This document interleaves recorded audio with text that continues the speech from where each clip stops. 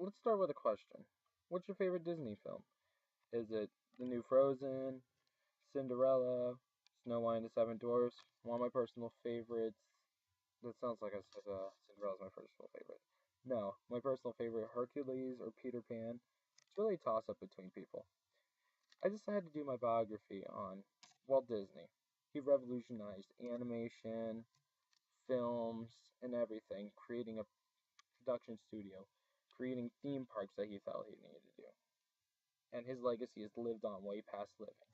Heck, he even Disney spawned some of my favorite games, Kingdom Hearts. It's really great knowing that someone like him lived and brought some of the favorite characters. So let's start out with them. Walt Disney was born on December 5th, 1901 in Hermosa, Illinois. Walt Disney and his brother Roy co-founded on the best-known motion picture production companies in the world, Walt Disney Productions. Who would have guessed? He was one of five children, four boys, one girl. He attended McKinley High School in Chicago, where he took drawing and photography. He also contributed in school paper as a cartoonist, so obviously he liked drawing at a young age. When he was 16, though, he tried to drop out to become an army. They wouldn't let him join because he was 16, too young. So he decided to join the Red Cross, and he spent a year in France driving an ambulance.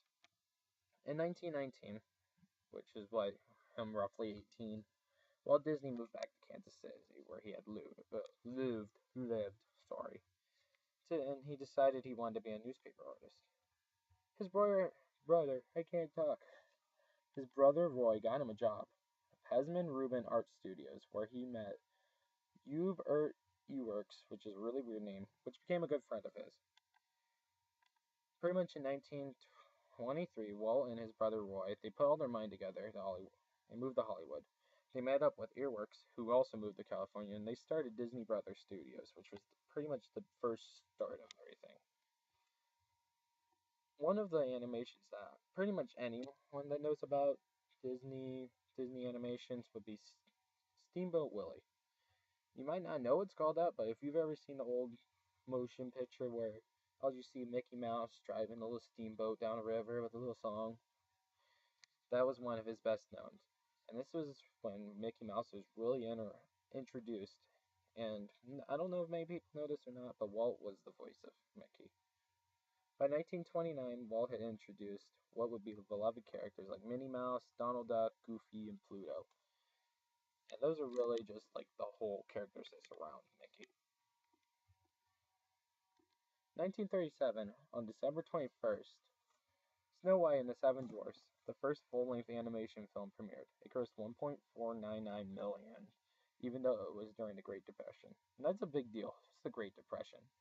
And now I'm bringing out a dinosaur. This is a VHS. If anyone still remembers what these are.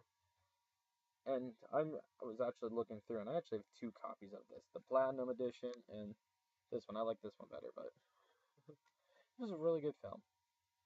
In 1950, he released Cinderella. 1951, Alice in Wonderland, really good one.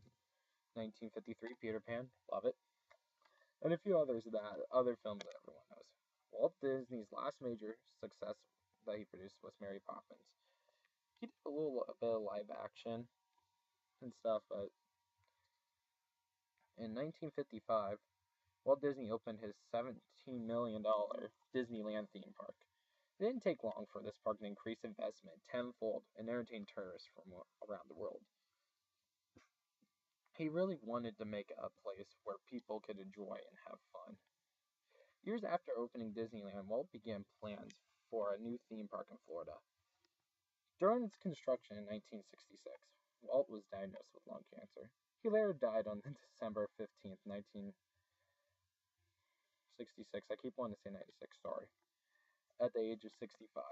So he wasn't like it was young, but he was older.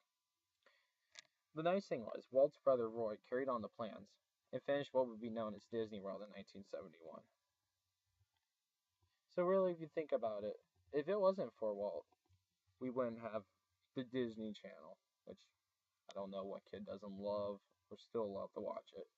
We wouldn't have old classics like Fantasia.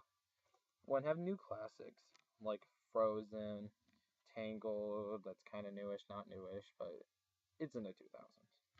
And you wouldn't have all these other films. And we wouldn't have theme parks, you wouldn't have Mickey hats.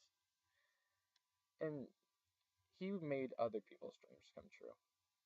Take a Disney film, Nightmare Before Christmas. My girlfriend loves it. And Tim Burton probably wouldn't have got that step out there of getting it out there if it wasn't for him. Well, thank you for listening to me blabber around about Walt Disney. Hope you enjoyed this, and I hope you decide to watch some good old Disney films for the rest of the night. Have fun. Stop button.